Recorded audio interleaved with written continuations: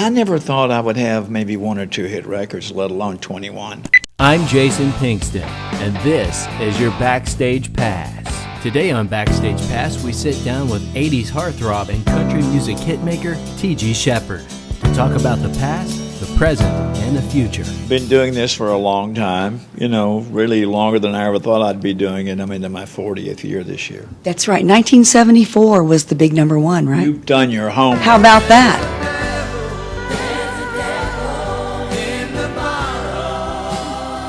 Late 70s, 80s, you were the hot thing. You were.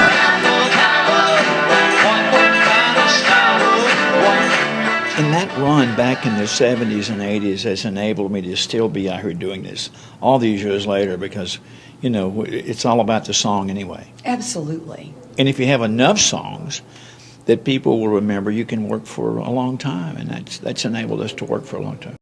I enjoy it more today than I did back then. Because Why is that? Why do you think that is? Well, I think it's because I don't have any pressure on me. As in?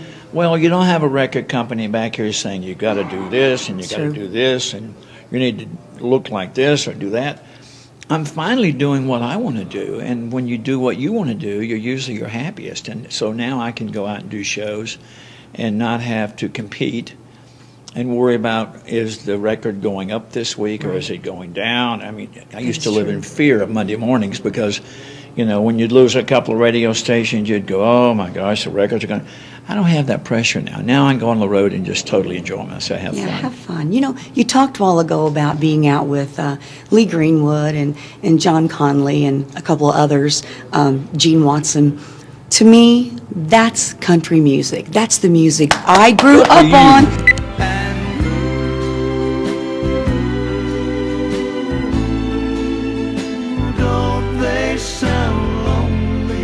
The only thing that we can count on in life is change.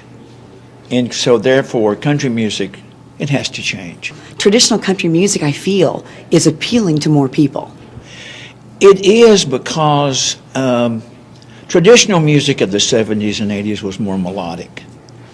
It still has a story. Country music still has a story. But I think back then it was a little more melodic and it was easier on the ear. Do you want to go to hell? People got caught up into the melody and didn't ever listen to the lyric. Whereas nowadays it's a sound, it's a beat, it's a pulse.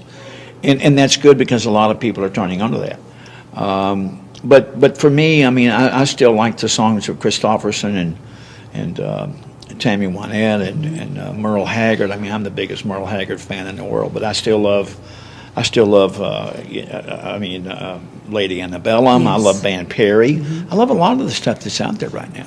But doesn't it seem like you all lived your songs, and now I don't think they live their songs? You're right about that. I haven't had anybody put it that way in quite a while. You're right. The difference between today's generation of entertainers as opposed to the past in my era is that we did live what we sang.